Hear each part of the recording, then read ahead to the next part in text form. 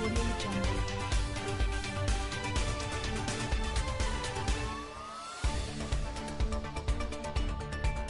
Prince Harry was saddened and disappointed not to have had a wreath laid on his behalf at the Cenotaph last Remembrance Sunday, a book has claimed. Despite Harry having served for 10 years in the military, including 2 tours of Afghanistan, his request for his tribute to be laid at the London Memorial last year was refused. It came after he and wife Meghan stepped down as working members of the royal family earlier that year and left the UK for California. COVID-19 travel restrictions had made it difficult for him to return to Britain. Along with giving up royal duties, Harry was stripped of his military posts, including his role as Captain General of the Royal Marines. It was reported at the time Harry's wreath had been made, but after his request was refused, it laid unused in a box at the Royal British Legion's Kent HQ.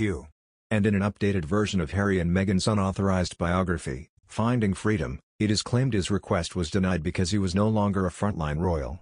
According to a source close to Harry told the authors he was saddened and disappointed by the decision. They added, 10 years of service and a lifetime commitment to the military community, and this is how it's been acknowledged by his family. Instead, Harry and Meghan chose to pay their own tribute and were snapped laying a wreath at the Los Angeles National Cemetery and placing flowers on the graves of 2 Commonwealth soldiers.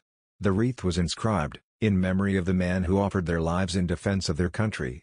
On it, Harry had written, "To all those who have served, and are serving. Thank you." Finding Freedom, originally published last year and written by Omid Scobie and Carolyn Durand, chronicles Harry and Meghan's romance and brief period as members of the monarchy before they broke away to forge a new life for themselves and son Archie in the U.S. It is being re-released next week in paperback version and will include a new epilogue that covers events such as the couple's bombshell Oprah Winfrey interview and the death of Prince Philip. The controversy over the wreath has also been previously covered in Robert Lacey's book Battle of Brothers. Lacey argues most people would consider Harry's request to have a wreath laid on his behalf perfectly reasonable and a mark of respect, but the Queen is said to have rejected the request as soon as it reached her attention. "It took her all of 2 seconds to issue a refusal," Lacey writes, referring to an article by royal editor Rebecca English. The article stated the cenotaph ceremony was sacrosanct to the Queen, who ensured nothing happened without her knowledge. While Harry's grandmother hugely admired her grandson's military achievements, his request to lay a wreath, or have one laid on his behalf, showed a lack of understanding of what it means for him to be a non-working royal, the book says. Lacey claims Harry's seemingly small request showed he had still not grasped the consequences of his momentous choice to sign off from royal duties. In another development, Harry and Meghan opted not to reveal royal who made racist remarks about Archie. Meghan Markle and Prince Harry were on the brink of exposing the royal they claim made racist remarks before their son Archie's birth, before deeming the detail too damaging. In an updated edition of the biography Finding Freedom, authors Omid Scobie and Carolyn Durand allege that the couple considered sharing this detail in their sensational TV interview with Oprah Winfrey. Markle, however, shut the idea down, and allegedly told Winfrey, "I think it would be very damaging to them." The Duke and Duchess of Sussex made the claims that the unnamed royal asked how dark their unborn child would be. Markle made the initial revelation, with Winfrey following up by asking Harry if he would name the royal. "That conversation I'm never going to share, but at the time, it was awkward. I was a bit shocked," Harry replied. He did say, though, that the royal was not Queen Elizabeth or Prince Philip. Scobie and Durand said the unaddressed race allegations have threatened the royal family's reputation around the globe, with a Buckingham Palace staffer telling them, "There is a feeling that if it's ignored it will go away, but surely by now they should have learned that never happens." Markle is said to have found the interview, in which she claimed to have been left suicidal at life behind palace walls, cathartic and liberating.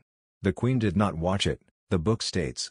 The updated edition is due to be published next week and also alleges that members of the royal family were quietly pleased that the Duchess of Sussex missed Prince Philip's funeral in April because they feared she would create a spectacle if she turned up. While Harry and William have been in regular contact, Harry and his father Charles were only on light speaking terms at Prince Philip's funeral, the book claims.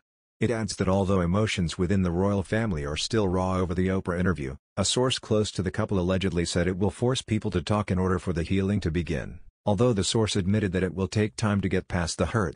There has to be some acknowledgement of understanding about what the Sussexes went through in order for there to be progress, the source added. However, another royal family source said, "Where we are today versus where we were 6 months ago, versus where we were 12 months ago, there is actually progress. There are efforts on all sides." Speaking after Harry's visit to the UK for the funeral, a friend of his said, "While there's so much work to be done, this visit has broken the ice. pushed a closed door slightly ajar. At least 2 further conversations took place between the brothers during Harry's 8-day trip, according to sources.